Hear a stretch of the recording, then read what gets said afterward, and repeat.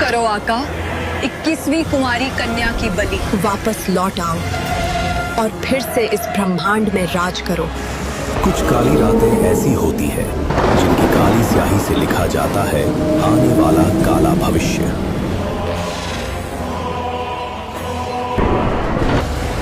सिर्फ इन साधारण कन्याओं की बलि मुझे वापस नहीं ला सकती। मुझे वापस लाने के लिए चाहिए उस कुंवारी लड़की का खून जिसकी रगों में उबाल हो और जिसका सौंदर्य स्वर्ग की अप्सराओं के भी पसीने छुड़ा दे। तो लो, आपकी ये दासी आपको जिंदा करने के लिए खुद को समर्पित करती है। और इतना बोलते ही उस साये ने अपनी कलाई की नस काट ली और उठकर उस काले समुद्र की ओर बढ़ने लगी। उसकी नसों से टपकता खून इतना गर्म था कि जमीन पर गिरते ही भाप बनकर उड़ रहा था। साये के समाते ही काला तालाब सुर्ख लाल हो गया, मानो पानी नहीं खून बह रहा हो। समुद्र उबलने लगा, लहरें आसमान छूने लगी और फिर उस लाल समुद्र के बीच से धीरे धीरे निकला अंधकार का राजा कालकेय, और उसकी गोद में थी वो साया, बेहोश लेकिन जिंदा। मैं तेरी भक्ति से प्रसन्न हुआ हूं। मैं आपकी सच्ची दासी हूं आका। काला साम्राज्य वापस लाने का समय आ गया है। सारे नक्षत्र एक सीध में आ चुके हैं। अब आपको फिर से इस ब्रह्मांड में राज करना होगा। इसी दिन का मुझे हजारों सालों से इंतजार था, लेकिन अभी सिर्फ मेरा शरीर जिंदा हुआ है। मेरी ताकत अभी भी उस किताब में कैद है। तू मुझे वो किताब ला दे जिसमें मेरी आत्मा का टुकड़ा कैद है। कौन सी किताब आका? महर्षि भृगु की किताब। वो इस वक्त नील नाम के एक गुलाम के पास है। सुंदर नगर की काल कोठरी में सड़ रहा है वो।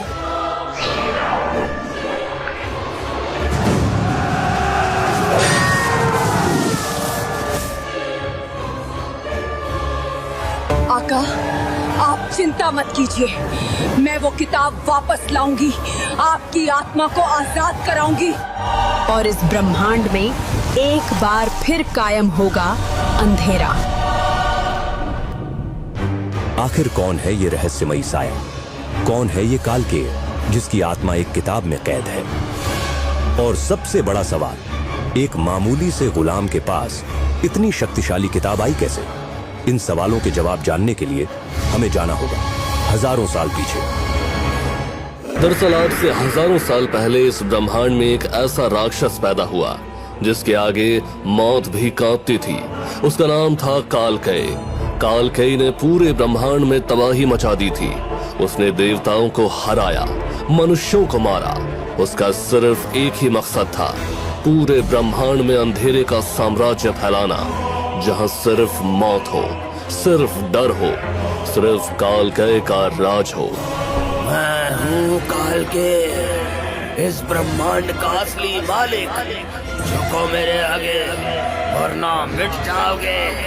देवता हार रहे थे, मनुष्य मर रहे थे। लग रहा था कालकेय को कोई नहीं रोक सकता। तब देवताओं ने एक आखिरी उम्मीद के साथ सप्तऋषि मंडल के सरगना महर्षि भृगु को कालकेय को हराने भेजा। महर्षि भृगु और कालकेय के बीच ऐसा युद्ध हुआ जो 7 दिन और 7 रात चला। आखिर में महर्षि भृगु जीते, लेकिन वो कालकेय को मार नहीं पाए क्योंकि कालकेय अमर था। तब महर्षि ने एक उपाय किया। कालकेय, मैं तुझे नहीं मार सकता, लेकिन तेरी आत्मा का एक टुकड़ा इस किताब में कैद कर रहा हूँ। जब तक ये किताब सुरक्षित है, तू कभी पूरी तरह वापस नहीं आ सकता।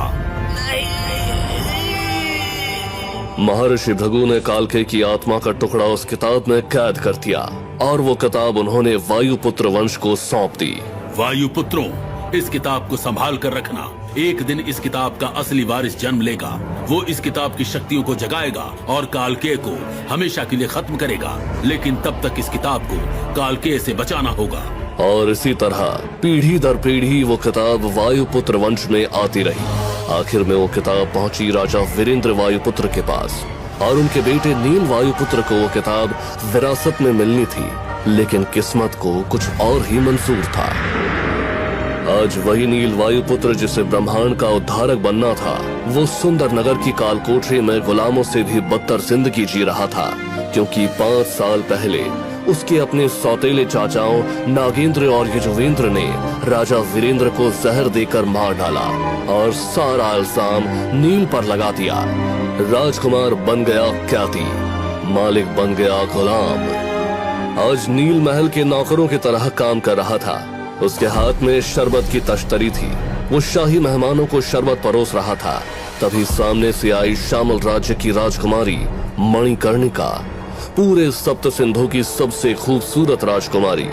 नील की नजरें उस पर पड़ी और वो देखता रह गया, और उसी पल उसका पैर किसी चीज से टकराया। संतुलन बिगड़ा और शरबत की पूरी तश्तरी जा गिरी राजकुमारी मणिकर्णिका के ऊपर। अरे ये क्या किया तूने? मेरे कपड़े खराब कर दिए। अंधा है क्या? मणिकर्णिका की चीख सुनकर पूरा महल दौड़ा चला आया और सबसे पहले पहुंचा राजकुमार राजसत। उसने नील को देखा और जोर से हंसने लगा। मणिकर्णिका, आपने इसे पहचाना नहीं? ये आपका बचपन का प्यार है, नील वायुपुत्र, जिससे आपकी शादी होने वाली थी। देखो आज क्या हाल है इसका। राजदत्त की बात सुनकर मणिकर्णिका की आंखें फटी की फटी रह गई। उसने गौर से नील को देखा। हाँ, ये वही नील था। दरअसल जब नील ने सिर्फ 11 साल की उम्र में मूलाधार चक्र जागृत कर लिया था, तब पूरे सप्त सिंधु में उसके नाम की धूम मच गई थी। उसी वक्त श्यामल राज्य के राजा बिंदुसार ने अपनी बेटी मणिकर्णिका की शादी नील से करने का फैसला किया था, और मणिकर्णिका भी तभी से नील को दिल दे बैठी थी। लेकिन आज वही नील उसके सामने गुलाम की तरह खड़ा था। फटे कपड़े, चेहरे पर जख्म, आंखों में दर्द। अले गुलाम, तेरी हिम्मत कैसे हुई राजकुमारी के ऊपर शरबत गिराने की? राजदत्त ने नील को जोर से मारा। नील गिर पड़ा, लेकिन राजदत्त रुका नहीं। उसने लाते मारी, घूंसे मारे। देखा मणिकर्णिका, ये है तुम्हारा बचपन का प्यार। एक कीड़े की तरह रेंग रहा है मेरे पैरों में। मणिकर्णिका कुछ नहीं बोली, बस देखती रही। उसकी आंखों में क्या था कोई नहीं जान पाया। तभी राजदत्त ने कुछ ऐसा कहा जो सुनकर नील का खून खौल उठा। साला, तू बिल्कुल अपने बाप वीरेंद्र जैसा निकला। वो भी कमजोर था, कुत्ते की मौत मरा, और तू भी वैसे ही मरेगा। राजदत्त की ये बात सुनते ही नील की आंखों में आग जल उठी। उसके पिता का अपमान उससे बर्दाश्त नहीं हुआ, और अगले ही पल नील ने उठकर राजदत्त के मुंह पर इतना जोरदार मुक्का मारा कि राजदत्त उड़कर दीवार से जा टकराया। उसके मुंह से खून की धार निकल आई। उसकी नाक टेढ़ी हो गई। राजदत्त की हालत देखकर सबके होश उड़ गए।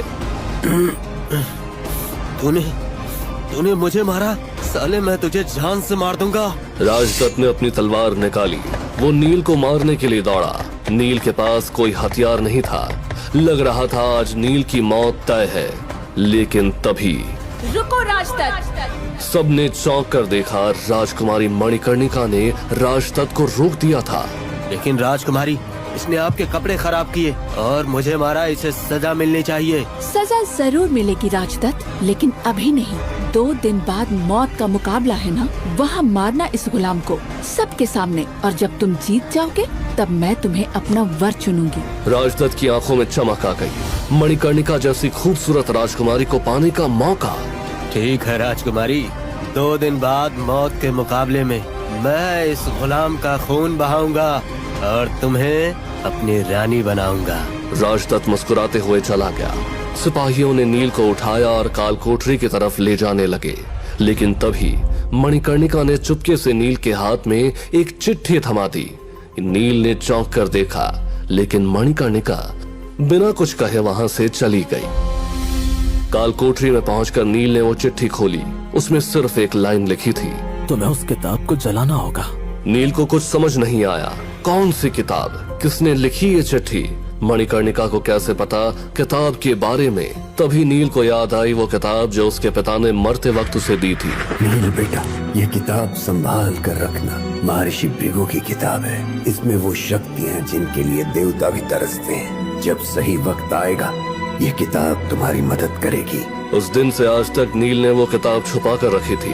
कई बार पढ़ी लेकिन कुछ नहीं हुआ। और आज उस चिट्ठी में लिखा था किताब जलाने के लिए। नील सोच में पड़ गया। एक तरफ पिता की आखिरी निशानी थी, दूसरी तरफ वो चिट्ठी जो शायद उसकी जिंदगी बचा सकती थी। नील ने फैसला किया। 2 दिन बाद राजदत्त मुझे मार डालेगा।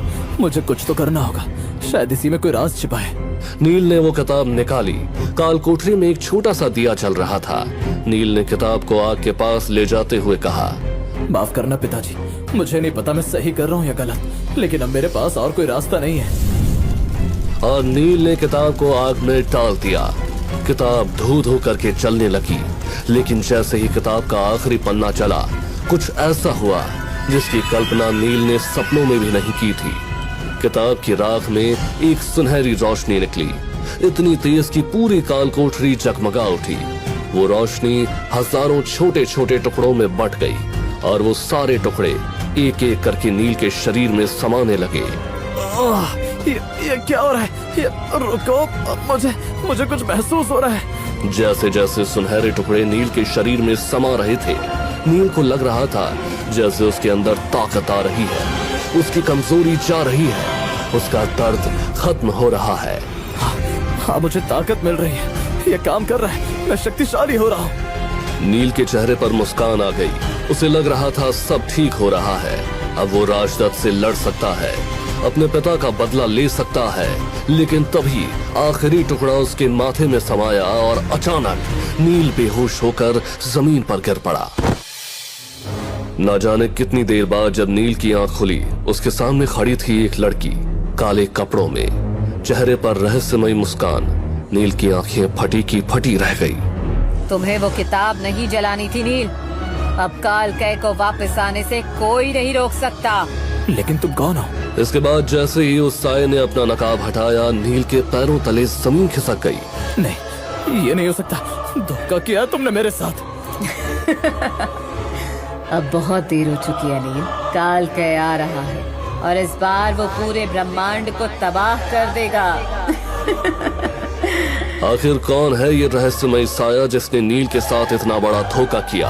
क्या वो मणिकर्णिका है? क्या काल कह वाकई वापस आ जाएगा? जो शक्तियां नील के